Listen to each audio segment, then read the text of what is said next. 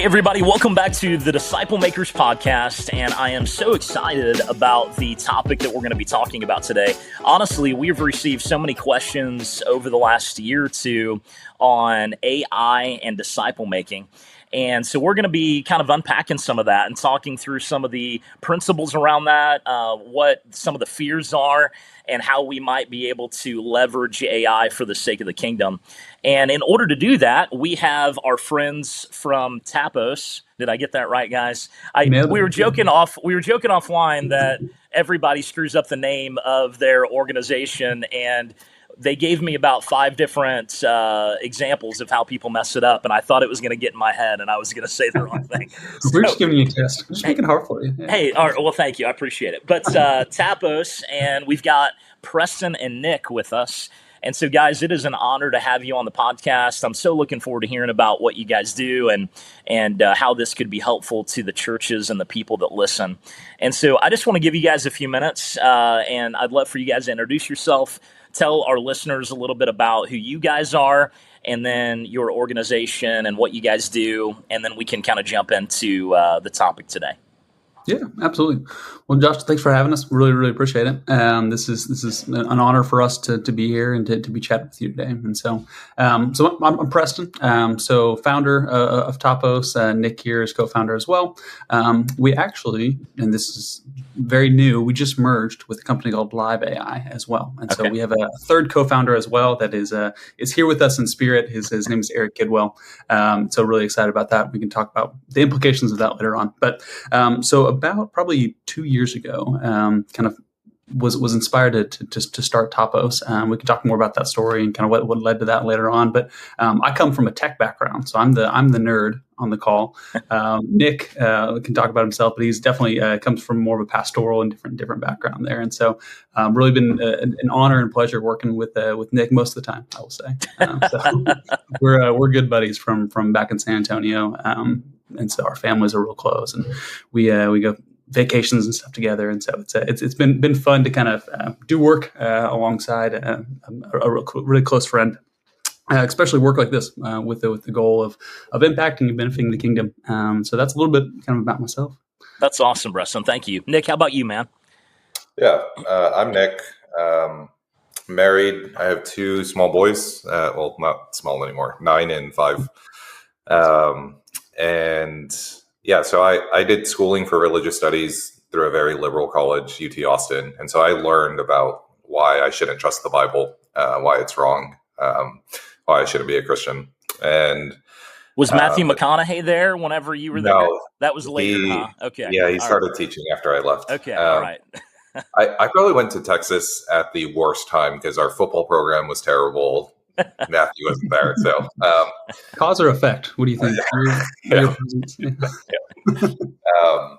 But no, I mean, I'm still here. I was called into ministry when I was 15, and ran away from God, and was brought back and rebuilt by a church here in San Antonio.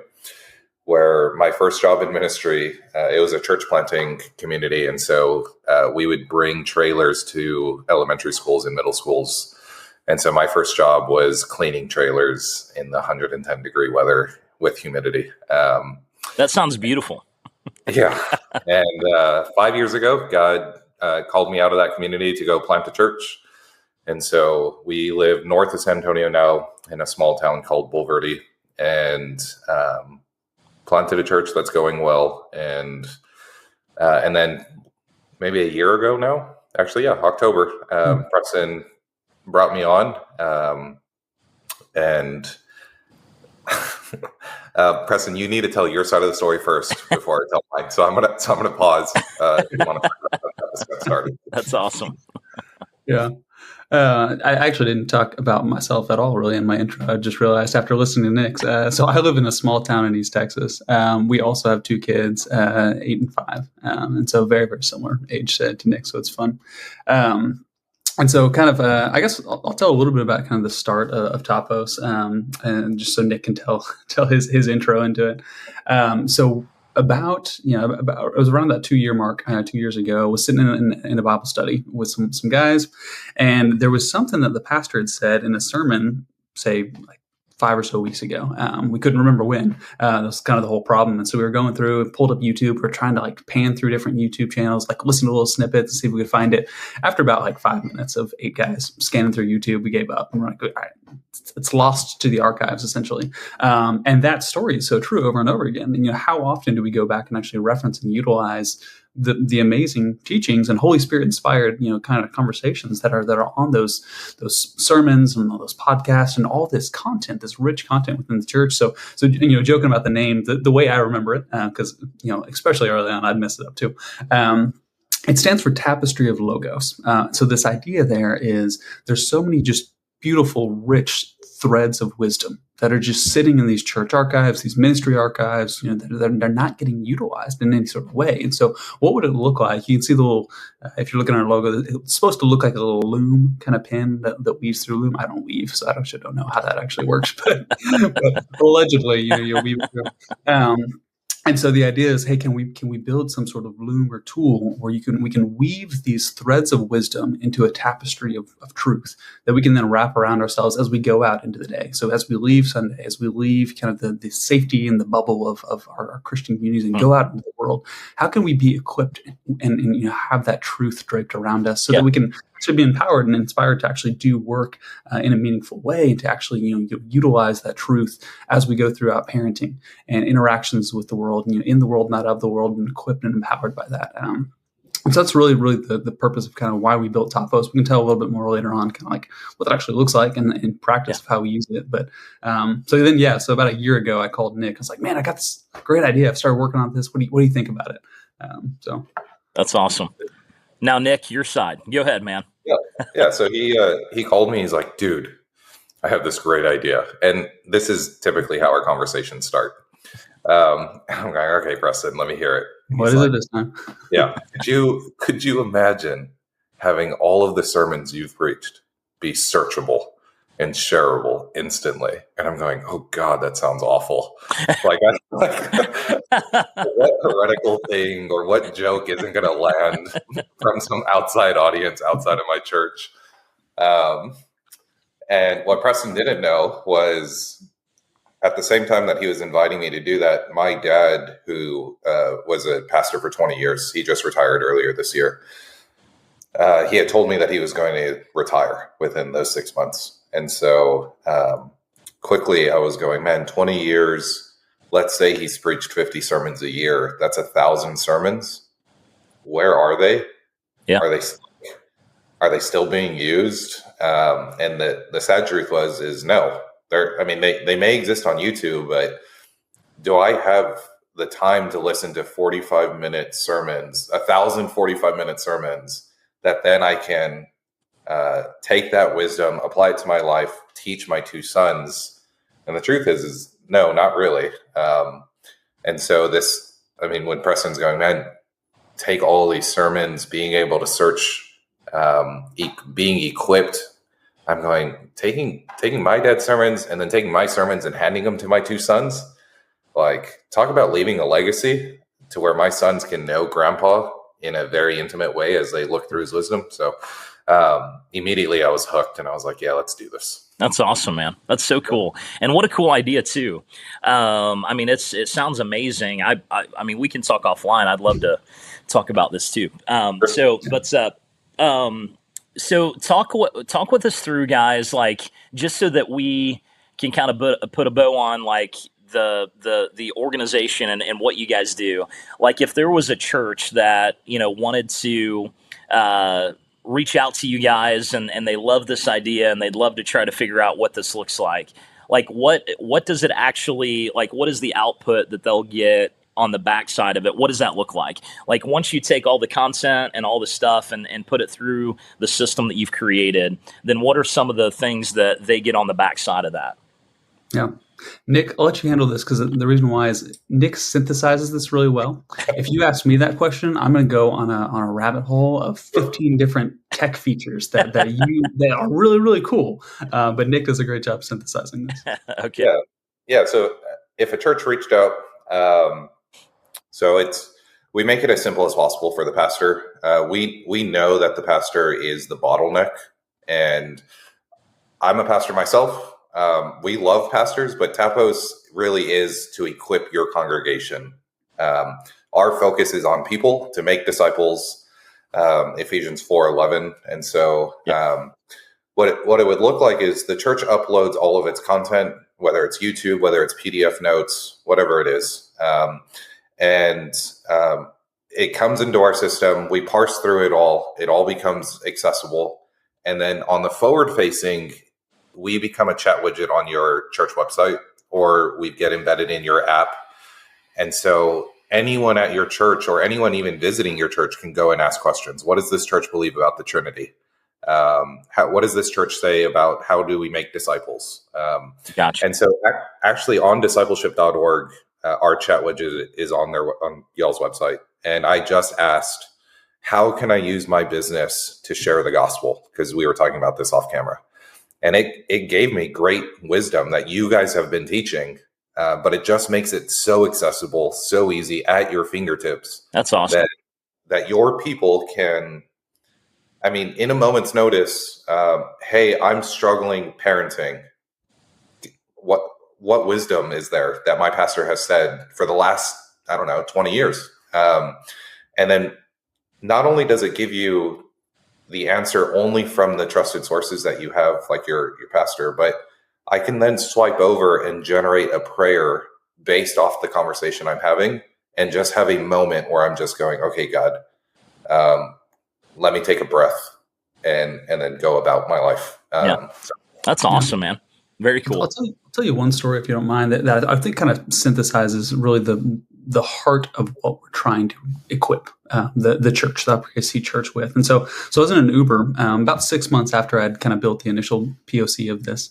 At that point, I had a couple churches. I had my home church that I grew up going to. I had a couple churches that I'd attended throughout my life so far on the platform. And I'm sitting in this Uber, and I like to chat with the Uber driver. That's the sometimes extrovert in me that likes to get out there and kind of chat. And so this guy opens up with me that he's been recovering from addiction.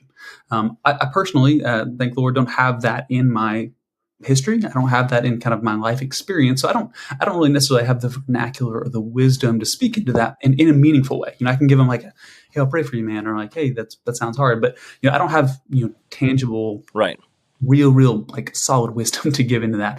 However, I knew several of the churches who had uploaded decades worth of their content into Tapos had sermon series on addiction, on recovering from addiction, on freedom ministries. And so I pull up Tapos on one of those churches' websites, and I say, hey, give me some advice on speaking gospel truth into someone recovering from addiction. It gives me an amazing guide on kind of like, hey, how to navigate that conversation, questions to ask, topics to avoid, verses to point them to, other things to kind of encourage and kind of guide that conversation. I can then swipe and see all the sources, all the exact snippets of these sermons. So it's not just a black box. That's the biggest thing about AI is like, hey, where's it coming from? Where's it getting the sources and then information from? Tapos shows you the exact sources and the snippets where it pulled that information from, and I can go listen if I want in that moment to that sermon from that point, or I can share that with them. Like, hey, if you don't listen to anything else, go to minute 35. There's something really special, I think, that speaks into what you're going through right now. That's awesome, man. And then I can swipe and generate a resource right there in the moment. So I said, hey, give me a guided prayer. There's about 150 different resources that I could have generated. But in that moment, I was looking for a guided prayer. I can customize it and say, hey, give me this in Spanish. And so now I'm praying for this guy in his native tongue on a topic that I personally didn't have any experience speaking into, but now equipped and inspired and empowered really by the entire decade's worth of Holy Spirit inspired content within this church's archive. And so it's awesome. Moments like that where we're like, hey, we're taking the truth of the church and utilizing it not to replace pastors or to replace relationships, but help equip and empower more moments like that. Dude, that's awesome, man. Well, that's incredible. And so if somebody like if they want to reach out, like what's the best way to get a hold of you guys? So Preston's phone number is 832. No, you can do hello@tapos.app, tapos.app. Okay. That's probably that'll come to both Preston and okay. Awesome. And that's great. You'll only be dealing with me, Preston, or Eric. Okay. Awesome. It's just That's great. That's great. Okay. Well, I think so. If anybody wants to reach out, please do that, and you can find out more about this ministry and organization and what they're up to. I think this is a great segue to lead into kind of the topic on AI and disciple making, because basically what you guys have created is a Holy Spirit empowered Chat GPT. Well, I'm sure you love being compared. But anyway, but we do comparisons directly, so it's a fair comparison. There you go. So anyway, I mean, there's a lot of different feelings out there about AI. I mean, some people are like, no way, Age of Ultron is going to happen. We need to get rid of it completely. Others are like, no, we need to leverage everything and go hard after it. And then there's people that are, in between somewhere. And so there's a lot of concern, fear, also excitement. And so churches are leveraging it in different ways based upon kind of that initial feeling they have. And so what would you guys say to churches that might be struggling back and forth on, is this something we should leverage, or even individuals? Like, is this something I should leverage in my disciple making relationships or in my personal life or my personal spiritual growth? Like, what would you say in those situations? Yeah, I'll speak first to just affirming the fear of AI. I'll speak personally. I see some long-term significant concerns with AI in terms of kind of taking jobs and kind of the limiting potential of kind of human flourishing there. So if it's not handled well, I think from a societal level, I see a lot of long-term fear with AI, and reasonably so. Short-term, though, with the existing technology today, there are some serious concerns that I have as well. One of those centers around people using AI and without really knowing what it's doing, and really seeking advice and spiritual advice from a ChatGPT or a Gemini or a Grok without any sort of guardrails on that, and really starting to develop. I've had some interesting conversations over the past week or so that really highlighted this for me. A lot of especially kind of younger or older, kind of demographics there, not really understanding the technology, and developing these attachments towards it, and really treating it like a person, and confiding in it in a way that's really not healthy. Yep. Especially since it's just trained, especially those base models. Yeah. They're trained on the entirety of the internet. They are very, very, very powerful tools. I am very pro AI. Yeah. But it needs guardrails. It needs those protections in place. And so we do, one of the things that we try to highlight as within some of our marketing and some of kind of our conversations around AI for the church is, hey, compare directly asking ChatGPT versus Tapos questions like, should I have sex with my girlfriend? I saw a stat the other day, and I don't remember where it's from, so I could totally just be making this up. But about a third of Gen Z is confiding in AI or asking personal questions of AI that they wouldn't feel comfortable asking their parents, right, or a pastor or some other person in their life. And I can see why. Like, there's that. Yeah. The anonymity there. There's the, hey, I'm sitting there at 2 a.m. There's no one else who's up. Yep. I can ask these things. So I get it. Like, it's a very powerful tool for that. Yeah. But when they go to ask, and we've done side-by-side tests of this, when they go to ask that, if you ask like an incognito mode, like just the base, if you're like, for example, if you tested this and you use ChatGPT all the time, it probably knows you're a Christian at this point. And so it might answer differently. But if you opened up just the base model, an incognito mode with no past history, and ask that same question, it's going to tell you it's a gut feeling. What feels right to you in the moment? Right. It's just a very vanilla, bland, no gospel truth in that all. Right. And so that's a huge problem for these people who are seeking that advice. And so what we've built with Tapos is our answer to that. It's a very powerful tool. The church can't ignore it. We can't do what we've done with technologies throughout history and latecomers to the game. It's a very, very powerful tool to help advance the kingdom. Right.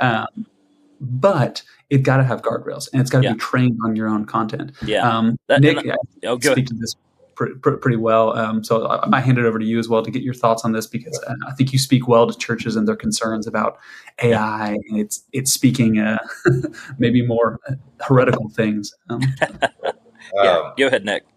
Yeah, the biggest thing that we're tackling is, Preston and I mentioned it earlier, but the big question around ChatGPT or anything else is, where did it get its answer from?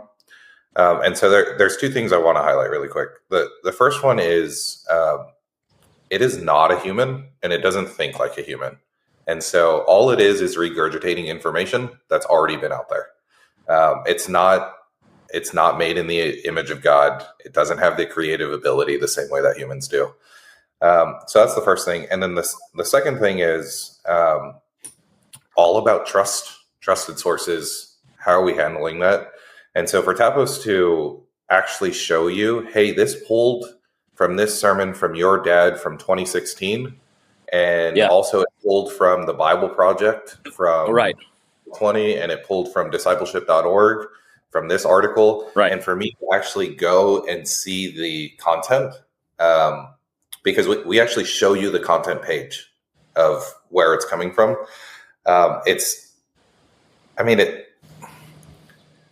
The way that I used to do sermon prep was I would go to my trusted sources, go through their websites, go through things that I'm studying, and go do research. And it would take me a long time to navigate through all of those sources. And now Tapos goes through all those sources and brings them to me. And so it's taken my prep time down significantly, so that I can actually go sit in coffee shops and talk to people about Jesus. And that's been huge. Yeah. AI as a tool has allowed me to become more personal with people. Yeah. And if AI is being used to push people together, then it's a huge success. Yeah. That's if good. it's isolating, then we're using it wrong. Right. Yeah. One of the biggest things is we can't lose the human in the loop. Nick's talked before about, the pastor is the bottleneck. And that is true. That's very true. The pastor doesn't have time to meet with every single person who would maybe be wanting to ask about XYZ random thing at 2 a.m. But there are many, many cases where the human does need to be involved in the loop. Yeah. And so that's where you have to build those guardrails in, which is kind of what we've done with Tapos, is built that in such a way that even if you wanted to just directly ask someone like, hey, can I speak to someone? It's going to connect you up. And so that's one of the things that's so unique about the platform that we're building here, is that it connects you up with a live human, in addition to the full context window and the full information from your church's library. Yeah. It also has the ability to directly connect you with a human. And so someone from the church gets notified and they can answer that message. No, that's beautiful. Yeah, that's great. I love what you guys are talking about, because I'll tell a quick funny AI story. So I was writing some articles. This was a few months back, and I was looking for some stories or case studies on churches that have put some of this stuff into practice. And so I asked ChatGPT, and I've trained my ChatGPT really well. I mean, it knows me, it knows I'm a Christian, it knows what I do. And so when I ask it stuff, I mean, it's very, it's very keyed in on who I am, and it's been trained that way. And so I'm asking it like, hey, I'm writing an article on this. I'm looking for some case studies across America at churches. Are there any that you can find, right? And so it finds like 3 different case studies. And so it talks about, this church in Atlanta that did this and this with Pastor Jim and this. And so it's literally telling this whole story. And so I wanted to be able to cite like where this got it from. And so I asked like, hey, where did you get this from? Like, where'd you find this? And it literally apologized to me.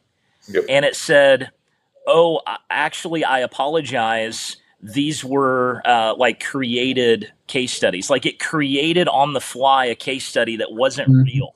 Like, it literally made up all the information to give to me.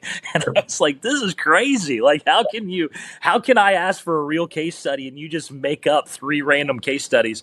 And it actually frustrated me, because they were awesome case studies, but they weren't real. Like, and honestly, my initial instinct was just to go ahead and use them and not even ask. But then I thought at the end, I was like, I really need to, I'd love to cite where I got this information from. And then and I'm glad I asked, or else I would have put an article out there with fake made up case studies. Now, I'm sure people do that without ChatGPT, but still, and so I wasn't able to use those. But I love how you're saying, with your program, you have the exact source where it's found from and what sermon it was from or what article it was from.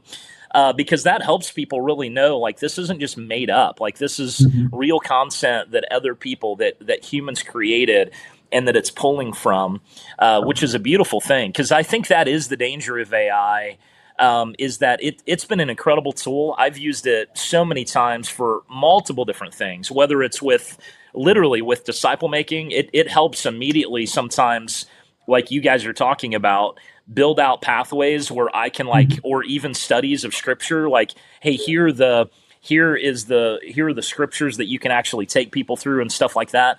So I've used it for multiple different things, but if we're not careful, it can really just start making up things and just adding stuff in there as fillers that aren't really real. And so to use something like what you guys are talking about with your ministry and organization, where it does have guardrails, it is pulling in from actual, real content. I think it's a beautiful thing. Yeah, that's one of the things. Oh, go ahead, Nick. I was going to say, when we first started, and we would go to conferences, and pastors and leaders would come up to us, and Preston, I don't know if you remember this, but we would get the question. What they were trying to ask is about AI and hallucinations. The way they would ask us, though, was, how do I keep AI from going woke? This is what they would ask me. And after the 15th time, I finally just said, listen, Tapos only pulls from your sermons. If you're worried about it going woke, don't preach woke things. And the pastor looked at me and I was like, yeah, dude, it's on you. It really is, though. Yeah. And so just to highlight once again, it is only on your sermons. And then you have the ability to go, I trust these churches or these organizations also. And so I can ask a question either only over my sermon or my sermon content, or I can broaden that and go, hey, I haven't preached through Titus yet, but my dad has. And so I can put his sources as one of as the church's trusted sources. That's great. So Preston, go ahead. Yeah, I was going to say, Josh, your point about the word that's commonly used in the industry for that is kind of the sycophantic tendencies of AI, meaning that it's going to seek to please the user to the detriment of the truth, so making stories because it thinks that's what you need, and so most people don't know that, just natively, that's not intuitive that you would have to really put those guardrails in there. And so really part of what we kind of take as our charge, and really kind of what gets us out of bed each morning is, hey, what does it look like to help create an environment and a foundational AI tool for churches and ministries so that church leaders and church ministers, they don't have to stay on top of all these trends of AI and how ChatGPT 5 is different than 4.0 and different than 4. How's that different from Gemini? And when's the best places to use this stuff? There's so much, and it's changing so quickly that really we take that on us. It's hey, you're using Tapos.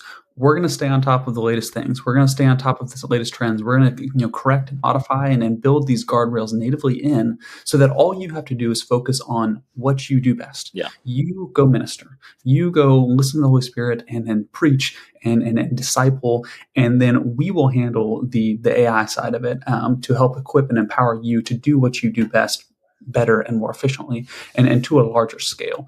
And so that's really kind of one of the biggest things too, is it changes so quick. It's we're intentionally building kind of a foundational technology that churches can utilize. That's awesome, man. Yeah. Go ahead, Nick. Yeah. One last thing. Preston, we didn't even mention this, but we have 2 safety guardrails established at Tapos. The first one is it's based on your content, but then the second one is it'll never contradict core Christian beliefs. And so I've tested this extensively. I've uploaded Jehovah's Witness documents into Tapos and asked, is Jesus God?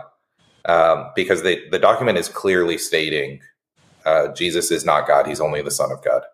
And Tapos would not affirm that information. And so, like, this isn't for JWs or LDS. It's for core Christians who have, believed what the church has been preaching for 2,000 years. Yeah. And it'll never contradict that.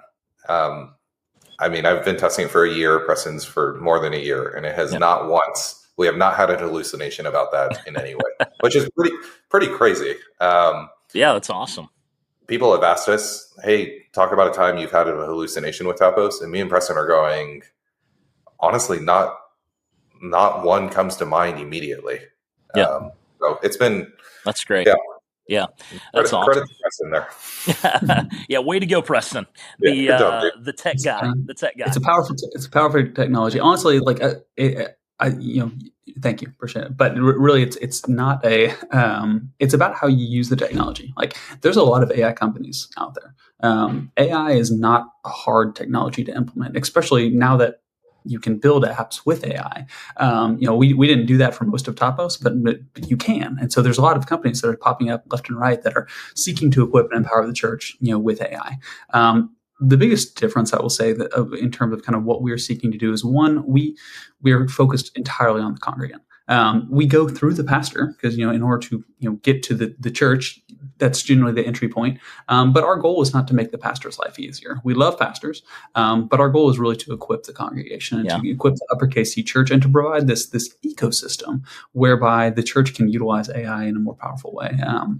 And so that's really one of the biggest differences that I think I'd like to highlight as we kind of look at the landscape of AI out there. It's really about how you integrate it and the toolkits that are around it to help bring your content in, make it seamless, integrate it into your website, integrate it into different applications and tools. We have APIs that churches are more tech savvy; they can utilize it that way. And so it's been a really, really fun journey to build out. That's awesome, man. That's so cool. Well, guys, we are about out of time. So is there any final words that you guys would like to say to the listeners, or any encouragement you'd like to offer when it comes to either Tapos or, AI in general, or using and leveraging this for the disciple making space? Yeah, I'll go first. So to the listener, I love your heart. To go and actually, the fact that you're listening to this means you want to go and make disciples, and I absolutely love that. Tapos is about coming alongside people like you and empowering you to do what God has laid on your heart. And so this is probably, making disciples is obviously the most important thing that we're supposed to be doing in this life. If you have any interest in becoming more efficient or using more of your resources to do so, Tapos is a great tool to use. Jump on a call with me. I'd love to meet you.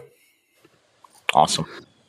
Yeah, one thing I'll say is, the fears around AI are real, but we can't, as the church, fall into the same mistake that we've made time and time throughout history with the printing press and with the internet and with radio and television, where we are slow to adopt it for the sake of fear of the new technology. The church needs to be on the forefront here, utilizing it, being aware, eyes wide open, of what's going on here, and utilizing it in a way that is efficient and safe and trusted, because your congregation is using AI. It's just a matter of what that AI has been trained on.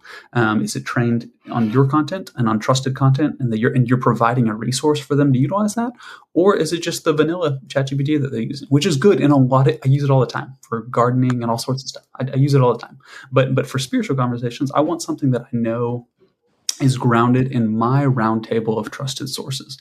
And so that's really where I think the church really needs to lean in, and just can't be fearful of it. Know the pitfalls and be aware and cognizant of it, but lean into and partner with us. You work with us, even if you don't use our technology. We love to chat with people and just help them kind of navigate this role of what is AI. What's the role that has within your organization or ministry? Yeah, that's awesome. Well, thank you, Preston. Thank you, Nick. And thank you guys for putting so much time and energy and effort into creating something that is such an incredible tool for churches and individuals that is really, based upon, like you said, a roundtable of trusted sources. It's a beautiful thing, guys. So thank you. And for those listening, obviously, like AI, like we've been talking about, there's a lot of real fears and real worries. But the truth is that if we can leverage this technology for the sake of the kingdom and really use it in a trusted way in order to help empower our people or to encourage our people or to give them tools that they can use in everyday situations, then it's going to actually help expand the kingdom faster and further than without it. And so let's do everything that we can to do it in a wise way and to use tools like Tapos or Tapos or Tapos and all the other ways that we used to joke around about saying this, but to use it for the sake of the kingdom and trusted sources like this. And so, but guys, thanks for listening. Thanks for Nick, Preston. Thank you guys for being on. And guys, listen, as always, if you need anything from us, we want to come alongside of you here at Discipleship.org in order to help you be disciples who make disciples. And so if you need help at all, if you need us to come alongside of you in any way, please reach out to us at any time, and we'd be glad to help. But until next time, let's go out there, let's make disciples, and let's focus our lives on lifting up the name of Jesus and completing his mission while we still have time. And so God bless you guys. We'll see you next time.